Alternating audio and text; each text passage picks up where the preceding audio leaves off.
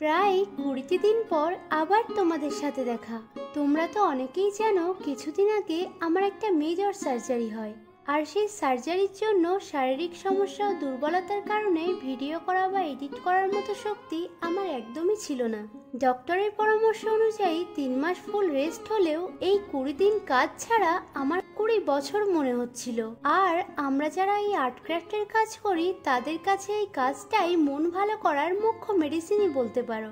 এই যে বকলিপে আমি কাজটি করছি, এটা যখন ক্লাস 12-এ পড়ি তখন খুব শখ করে কিনেছিলাম।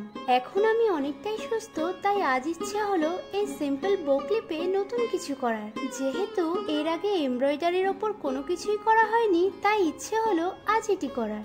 তোমরা কিন্তু অবশ্যই জানিও আজকের কাজটি তোমাদের কেমন লাগলো। আজকের ভিডিওটি এতটাই। দেখা হচ্ছে নতুন একটি ভিডিওর সাথে। সকলকে শুভ শারদিয়া।